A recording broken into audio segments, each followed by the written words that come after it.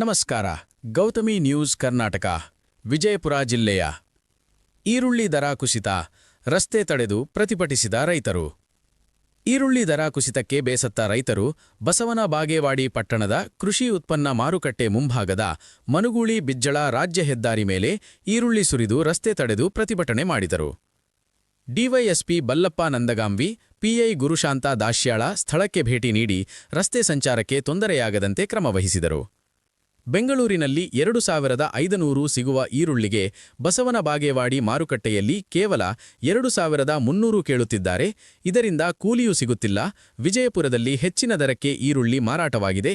ಇಲ್ಲೂ ಸೂಕ್ತ ದರ ಸಿಗುವಂತೆ ಕ್ರಮ ಕೈಗೊಳ್ಳಬೇಕೆಂದು ರೈತರು ಆಗ್ರಹಿಸಿದರು. ಎಪಿಎಂಸಿ ಕಾರ್ಯದರ್ಶಿ ಅಲ್ಲಾಬಕ್ಷ್ ಬಿಜಾಪುರ ಮಾತನಾಡಿ, ಎಪಿಎಂಸಿಯು ರೈತರ ಬೆಳೆದ ಬೆಳೆಗೆ ಮಾರುಕಟ್ಟೆ ಸ್ಥಳ ಒದಗಿಸುತ್ತದೆ. ಎಪಿಎಂಸಿ ದರ ನಿಗದಿಪಡಿಸುವುದಿಲ್ಲ. ಯಾವುದೇ ವ್ಯಾಪಾರಸ್ಥರಿಂದ ರೈತರಿಗೆ ತೊಂದರೆಯಾದರೆ ಅಂತಹವರ ಮೇಲೆ ಕ್ರಮ ತೆಗೆದುಕೊಳ್ಳಬಹುದು. ದರವು ಬೇಡಿಕೆ ಮತ್ತು ಪೂರೈಕೆ ಮೇಲೆ ಅವಲಂಬಿಸಿದೆ. ಇಂದು ಈರುಳ್ಳಿ ಎಲ್ಲೆಡೆ ಹೆಚ್ಚು ಪೂರೈಕೆಯಾಗಿದ್ದರಿಂದ ಬೆಲೆ ಕಡಿಮೆಯಾಗಿದೆ. ಇಲ್ಲಿಯ ಖರೀದಿದಾರರು ಸಹ ದರ ಇಳಿಸಿದ್ದಾರೆ ಅಷ್ಟೇ. ಉತ್ತಮ ಈರುಳ್ಳಿಗೆ ಉತ್ತಮ ಬೆಲೆ ನೀಡುವಂತೆ ಖರೀದಿದಾರರಿಗೆ ನಾವು ಹೇಳುತ್ತೇನೆ ಎಂದು ಭರವಸೆ ನೀಡಿದ ಮೇಲೆ ಪ್ರತಿಭಟನಾಕಾರರು ಪ್ರತಿಭಟನೆ ಹಿಂಪಡೆದರು. ಎಪಿಎಂಸಿ ಸಹಾಯಕ ಕಾರ್ಯದರ್ಶಿ ರಾಜು ರಾಠೋಡ್, ಅಧೀಕ್ಷಕ ಆರ್ಬಿ ಬಿರಾದಾರ್, ಮಾರುಕಟ್ಟೆ ಹಿರಿಯ ಮೇಲ್ವಿಚಾರಕ ಸುರೇಶ್ ಮೋಹಿತೆ, ಮೇಲ್ವಿಚಾರಕ ನವೀನ ಪಾಟೀಲ, ಮುಖಂಡರಾದ ಶೇಖರ್ ಗೊಳಸಂಗಿ, ಸಂಗಮೇಶ ಓಲೇಕಾರ, ದೇವೇಂದ್ರ ಅಂಬಳನೂರ, ಪ್ರಕಾಶ್ ರಾಠೋಡ್ ಸೇರಿದಂತೆ ಇತರರು ಭಾಗವಹಿಸಿದ್ದರು. ನಿರಂತರ ಸುದ್ದಿಗಾಗಿ ನೋಡ್ತಾ ಇರಿ ಗೌತಮಿ ನ್ಯೂಸ್ ಕರ್ನಾಟಕ, ಬಾಗಲಕೋಟೆ. ಸರ್ ಏಕಾಏಕಿ ದಿಢೀರ್ ಹೆಂಗೆ ದಾಳಿ ಹಿಡಿತ ನಾಳಿಗೆ 500 ರೂಪಾಯಿ ಸರ್ ಖರ್ಚು ಮಾಡಂದ್ರೆ ಮತ್ತೆ ಇದು 500 ರೂಪಾಯಿ ಪ್ಯಾಕೆಟ್ ಅಂದ್ರೆ ಇನ್ನು ನಾವು ಹೆಂಗ್ರಿ ಹೊಲ ಮಾರಿ ಹೋಗ್ಬೇಕಂದ್ರೆ ಒಂದು ಆಳಿನ ಕೂಲಿ ಬರಲ್ಲ ಸರ್. ಒಂದು 500 ರೂಪಾಯಿ ಡೌನ್ ಆಗಲಿ ಒಮ್ಮೆ 2000 ಗಟ್ಟಲೆ ಡೌನ್ ಆಗಿದೆ. ಅದಕ್ಕೆ ಸಾಧ್ಯನೇ ಇಲ್ಲ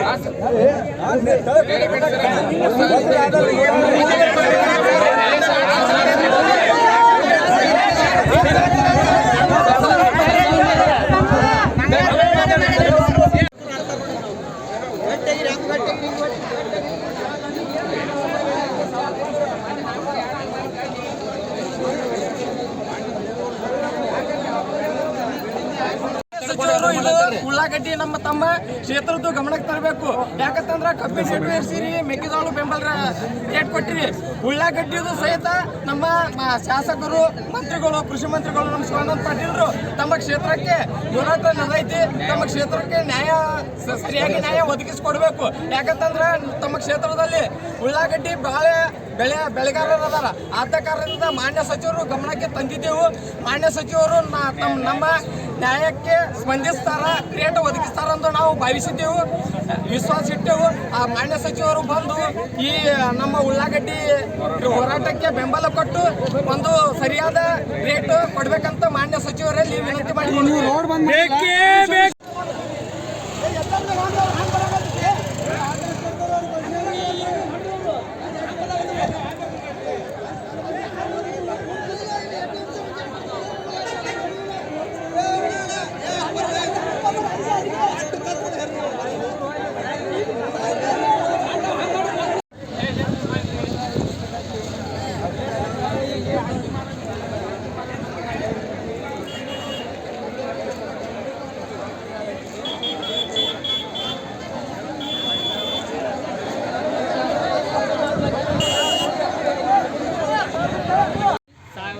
ಪೀಚಿ ಒಳಗೆ ಉತ್ತಮವಾಗಿದ್ದು 700 ಮಾಡೆಲ್ ರೇಟ್.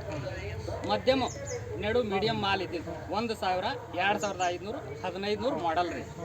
ಅತಿ ದಪ್ಪ ಮಾಲ್ ದೊಡ್ಡ 2000, 3500, 2200. ಇದು ನಿನ್ನೆಯ ಬೆಂಗಳೂರು ಯಶವಂತಪುರ ಮಾರ್ಕೆಟ್ ರೇಟ್. ನಮ್ಮ ಮಾರ್ಕೆಟ್ ಎಲ್ಲ ಮಾರುಕಟ್ಟೆಗಳು ಡಿಪೆಂಡ್ ಆಗಿರೋದು ಇಲ್ಲಿ ಮಾಲ್ ಹೆಚ್ಚಾಗಿದ್ದಾನೆ ಯಶವಂತಪುರಕ್ಕೆ ಕಳಿಸೋದು. ಯಶವಂತಪುರ ಮಾರ್ಕೆಟ್ ರೇಟ್ ಮ್ಯಾಗ ನಮ್ಮ ರೇಟ್ ಡಿಪೆಂಡ್ ಆಗಿರುವಂಥದ್ದು. ಇವತ್ತು ಬಂದುಬಿಟ್ಟು ಯಶವಂತಪುರನೇ ಒಂದೇ ತಾವು ಹೋಲಿಕೆ ಮಾಡ್ಕೋಬೇಕು. ಚಿಕ್ಕದು 200, 600, 400. ನಿನ್ನೆ ಎಷ್ಟಿತ್ತು ಚಿಕ್ಕದು? 500, 1000, 700 ರೇಟ್ ನೀವು ಹೋಲಿಕೆ ಮಾಡ್ಕೊಬೇಕು. 400, 700, 300 ರೂಪಾಯಿ ಪೀಚಿ ಒಳಗೇ ಮಾಡೆಲ್ ರೇಟಿಗೆ ಕಡಿಮೆ ಆಗೈತೆ. ಮಧ್ಯಮ ರೇಟ್ 1000, 1400, 1100. ನಿನ್ನಿದು 1000, 2500 ಮಾಡೆಲ್ 1500. ಮಾಡೆಲ್ ರೇಟಿಗೆ ಬಂದರೆ 1100, 1500, 400 ರೂಪಾಯಿ ರೇಟ್ ಇರ್ತೈತೆ. ದಪ್ಪ ನಿನ್ನೆ 2000 ಚಾಲು ಆಗಿದ್ದೆ 2000ದಿಂದ ದಪ್ಪ ಮಾಲಿಂದ ರೇಟ್ 2000, 3500, 2200 ಮಾಡೆಲ್ ರೇಟ್. ಇವತ್ತು 1400, 2800, 1600 ರೇಟ್ ಆಗ್ಯದ. ಇದ್ರಾಗ ಏನಾದರೂ ನಿಮಗೆ ಅಲ್ಲಿ ಮಾತಾಡ್ತಾರೆ ವ್ಯತ್ಯಾಸ ಆಗೈತೆ ಅಂತ ಹೇಳಿ.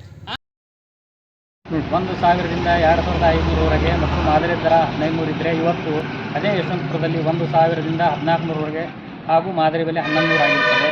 ದಪ್ಪ ಮಾಲು ನಿನ್ನೆ 2000ರಿಂದ 3500 ಮತ್ತು ಮಾದರಿ ಬೆಲೆ 2200 ಇದ್ದರೆ ಇವತ್ತು ದಪ್ಪ ಮಾಲು 1400ರಿಂದ 2800 ಮತ್ತು ಮಾದರಿ ಬೆಲೆ 1600 ಆಗಿರುತ್ತದೆ ಎಂದು ಹೇಳಿ ತಿಳಿಸಿ, ನಿಮ್ಮ ಸೈಜಿನ ಗಾತ್ರಕ್ಕೆ ಅವರು ದರ ಕೂಗ್ತಾರೋ ಇಲ್ಲವೋ ಎನ್ನುವುದನ್ನು ನೋಡೋಣ ಅಂತೇಳಿ ನಮ್ಮ DYSP ಸಾಹೇಬರು ಎಲ್ಲ ರೈತರಿಗೆ ಏನು ಉಳ್ಳಾಗಡ್ಡಿ ಸವಾಲಿನ ಅಂಗಡಿಗಳಿಗೆ ಕರ್ಕೊಂಡು ಹೋಗಿ ಅವರ ಎಲ್ಲರ ಸಮಕ್ಷಮದಲ್ಲಿ ಸವಾಲು ಮಾಡಲಾಯಿತು. ಇವತ್ತು ನಮ್ಮ ಮಾರುಕಟ್ಟೆಯಲ್ಲಿ ಚಿಕ್ಕ ಏನು ಪೀಚಿ ಮಾಲು 200ರಿಂದ 500, ಮಧ್ಯಮ ಗಾತ್ರದ ಮಾಲು 1000ರಿಂದ 1500 ಮತ್ತು ದಪ್ಪ ಮಾಲು 2000ರಿಂದ 2500ವರೆಗೆ ಎಲ್ಲ ಸವಾಲಾಗಿ ಎಲ್ಲ ಮಾಲು ಕೂಡ ಏನು ವ್ಯಾಪಾರಸ್ಥರು ಖರೀದಿ ಮಾಡಿರ್ತಾರೆ.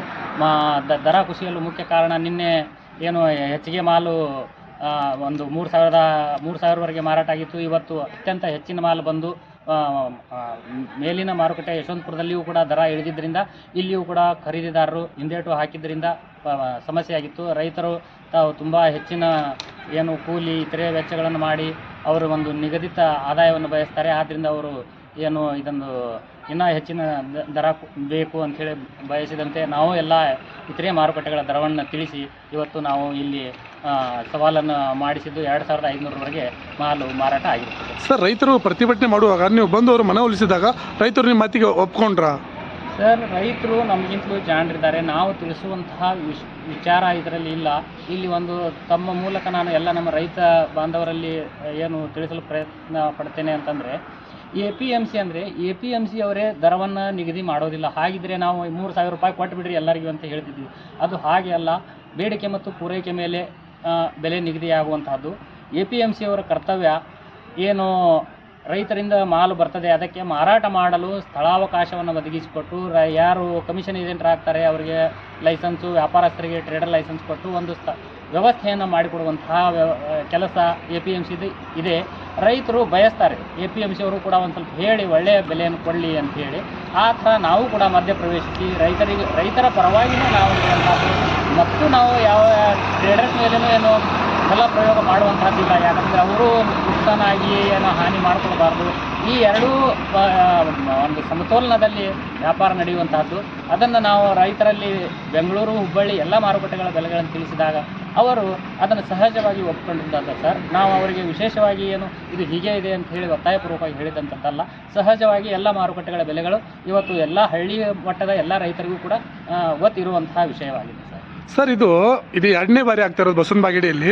ಇದು ಮುಂದೆ ಇದಕ್ಕೆ ನೀವು ಏನಾದರೂ ಕ್ರಮ ಕೈಗೊಳ್ತೀರಾ? ನೋಡಿ ಸರ್, ಈ ಬೆಳವಣಿಗೆ ತುಂಬ ಏನು ನೋವು ತರುವಂತಹ ವಿಚಾರ. ನಮ್ಮ ಬಸವನ ಬಾಗೇವಾಡಿ ಮಾರುಕಟ್ಟೆ ಇನ್ನೂ ಹೆಚ್ಚಿನ ಪ್ರಮಾಣದಲ್ಲಿ ಬೆಳೆಯಲಿ, ಇಲ್ಲಿಯ ಸ್ಥಳೀಯ ರೈತರಿಗೆ ಈರುಳ್ಳಿ ಮಾರಾಟಕ್ಕೆ ವ್ಯವಸ್ಥೆ ಸಿಗಲಿ ಎನ್ನುವಂಥ ಒಂದು ಪ್ರಯತ್ನದಲ್ಲಿ ಇಲ್ಲಿ ಈರುಳ್ಳಿ ಮಾರುಕಟ್ಟೆ ವ್ಯವಸ್ಥೆ ಮಾಡಿರುವಂಥದ್ದು. ಇಲ್ಲಿ ಮೊದಲು ಈರುಳ್ಳಿ ಸವಾಲು ಆಗ್ತಿರಲಿಲ್ಲ. ಇಲ್ಲಿಯ ರೈತರು ದೂರದ ಬೆಂಗಳೂರು ಇಲ್ಲವೇ ನಮ್ಮ ವಿಜಯಪುರ ಮುಖ್ಯ ಮಾರುಕಟ್ಟೆಯ ಭಾಗವನ್ನು ನಮ್ಮ ಏನು ಉಳ್ಳಾಗಡ್ಡಿ ವ್ಯಾಪಾರಸ್ಥರು ಅಲ್ಲಿಗೆ ತರಬೇಕು, ಇಲ್ಲ ಸೊಲ್ಲಾಪುರ ಹೋಗಬೇಕು, ಹುಬ್ಬಳ್ಳಿ ಹೋಗಬೇಕು ಅನ್ನುವಂಥ ವ್ಯವಸ್ಥೆ ಇತ್ತು. ಇವತ್ತು ನೋಡಿ, ಇವತ್ತು ನಮ್ಮಲ್ಲಿ ಇಲ್ಲಿ ಕನಿಷ್ಠ ಒಂದು 25 ಟ್ರಕ್ ಮಾಲ್ ಬಂದಿರುವಂಥದ್ದು. ಈ ಒಂದು ಮೂಲಭೂತ ಸೌಲಭ್ಯ ನಾವು ಇಲ್ಲಿ ಒದಗಿಸಿದ್ದೀವಿ. ಇದಕ್ಕೆ ಈ ಏನು ಮಾರುಕಟ್ಟೆಯ ದರವನ್ನು ಗಮನಿಸಿ ಅದು ಸರಿಯಾಗಿದ್ದರೆ ಈ ತರಹದ ಪ್ರತಿಭಟನೆ ಮಾಡುವುದು ಮತ್ತು ಒಂದು ತೊಂದರೆ ಕೊಡುವಂತಹದ್ದು ಉತ್ತಮ ಬೆಳವಣಿಗೆ ಅಲ್ಲ.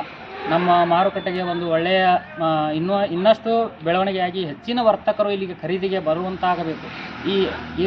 ಹಾಗೆ ಆಗದೆ ಈ ಥರ ಪ್ರತಿ ಸಲನೂ ಇದು 2ನೇ ಸಲ ತಮ್ಮ ಗಮನಕ್ಕೆ ಇರುವಂಥದ್ದು.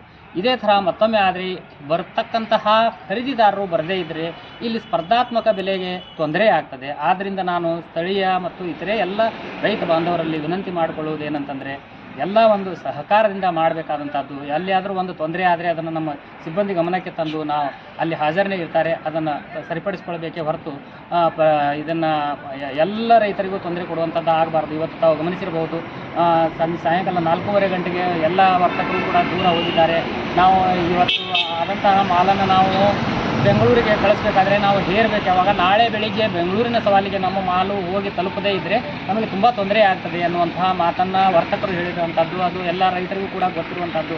ಆದ್ದರಿಂದ ಸವಾಲು ಏನಿದೆ 2 ಗಂಟೆಗೆ ಮುಗಿಯುವ ಅಂತ ಒಂದು ಕ್ರಮವನ್ನು ಇಡಬೇಕು ಅಂತೇಳಿ ನಾನು ತಮ್ಮ ಮೂಲಕ ಎಲ್ಲ ರೈತ ಬಾಂಧವರಲ್ಲಿ ವರ್ತಕರಲ್ಲಿ ನಾನು ವಿನಂತಿಸ್ಕೊಳ್ತೇನೆ ಸರ್. ಸರ್ ನಾನು ಅಲ್ಲಾಬಕ್ಸ್ ಬಿಜಾಪುರ ಕಾರ್ಯದರ್ಶಿ ಕೃಷಿ ಉತ್ಪನ್ನ ಮಾರುಕಟ್ಟೆ ಸಮಿತಿ ವಿಜಯಪುರ, ನಮ್ಮ ಬಸವನ ಬಾಗೇವಾಡಿ ಉಪ ಮಾರುಕಟ್ಟೆ ಸರ್.